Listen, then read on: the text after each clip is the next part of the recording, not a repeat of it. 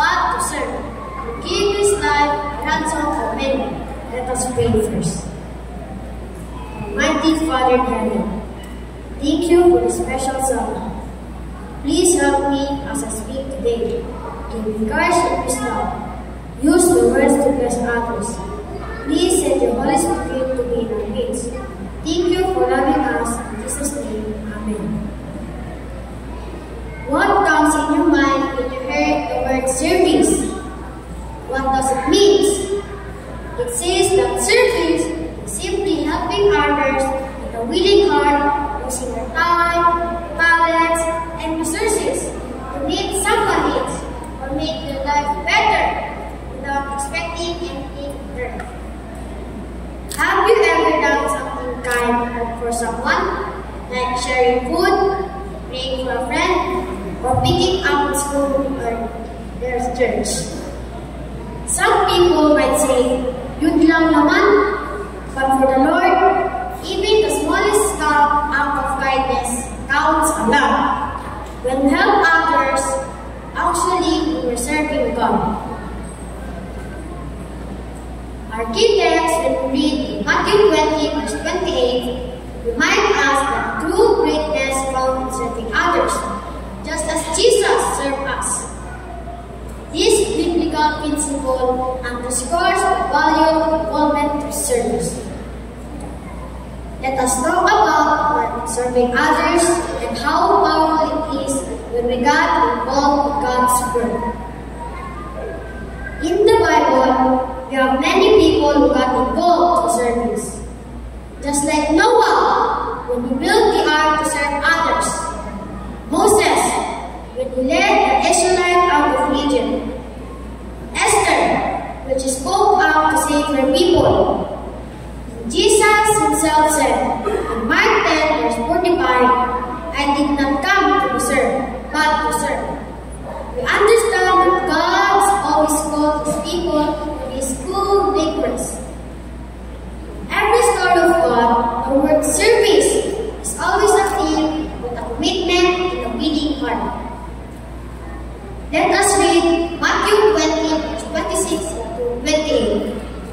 "Whoever wants to become great among you must be your servant, and whoever wants to be first must be your slave. Just as the Son of Man did not come to be served, but to serve, and give His life a ransom for many." In the world today, many leaders want to be the boss, or other people want to serve them. But in God's kingdom, it's the opposite. If you want to be great, you must be served. If you want to be first, you must humble like a servant. Even Jesus, the Son of Man, came to serve, not to be served. He came to give His life to save us all. You don't have to be the biggest or the boss to be great. True greatness comes from being kind, helpful, and loving others.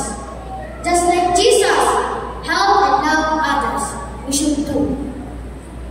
Now, let's look at the three important blessings when we serve God and others with a pure heart. Blessing number 1, joy working with God. When we say yes to God's call, we don't just believe, we begin walking and working with Him. Working with God means doing together with Him, whether it's helping others, being kind, obeying, sharing, or use your talents for good. It's not just about doing God's work, it's doing everything with God. Why is it joyful to work with God? Number 1, you're never alone. God is the best partner. Number 2, you feel peace and purpose. Even small things become meaningful when done for Him. Number 3, you grow closer to Him. Like a friendship, your relationship with God grows stronger when you work with Him daily. Number 4, you become a blessing. God uses our hands, hearts, to help others. This brings joy to them and double joy to you. In Colossians 3, verse 22 says, "Whatever you do,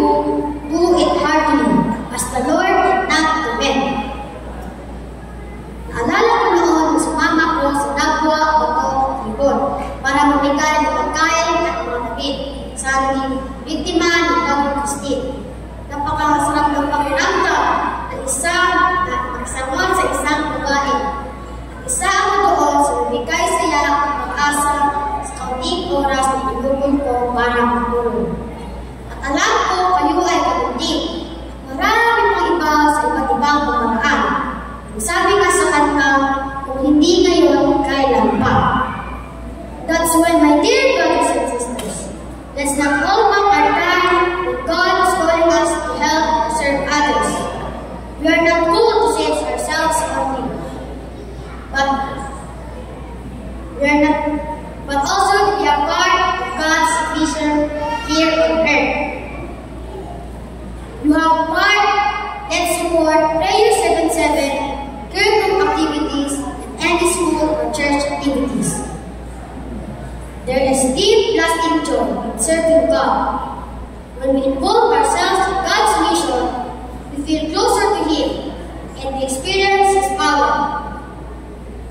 According to message to the young people, page 38, those who make God first and last, and the best are the happiest people in the world. This means that people who live their lives with God at the center from the beginning and above all are the happiest people, not because everything is perfect, but because they have peace in their hearts. They know they are loved and guided by God. They trust that God is first for everything. Amen, brothers and sisters. Amen. Napakasaya kung tayo ay isa sa bunga at kalooban ng ating Ama. Lesson number 2. Service transforms lives. Involvement in God's service can transform our lives and lives of others. Do you remember the story of the boy who shared his lunch? It is found in John 6 verse 1 to 14. One day, a big crowd of people followed Jesus. They were hungry, but there was no food. A little boy was there. He had 5 loaves of bread and 2 small fish. It wasn't too much, but he gave it to Jesus. Guess what happened? Jesus took this boy's small lunch, blessed it, multiplied it. Soon, over 5,000 people were fed, and there were even leftovers. How the story transformed lives. The boy's small gift became part of a big miracle. He learned that God could use even small things to bless many. The people in the crowd were fed physically and spiritually. Just like the boy, when we give what we have, our time, our talents, our kindness, God can use it to bless many people.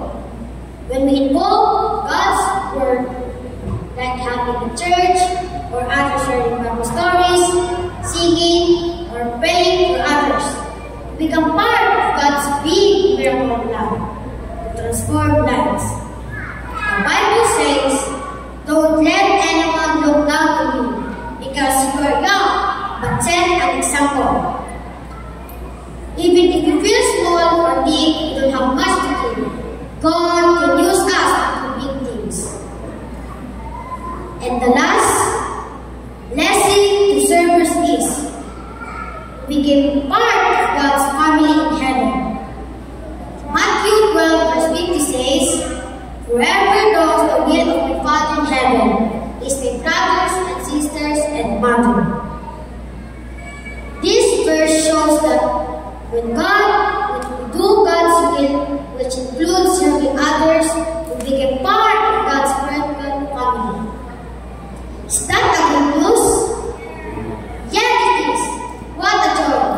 It will be experienced this promise that your family and your family will be there as we stay in God's word. This is the beautiful promise we are waiting for. Ellen White reminds us that our joy in this life is just a first taste. The joy in the life to come. And what is God? In love, God in Christ will bear fruits unto eternal life. Christ Object Lesson, page 364. Ellen White's writing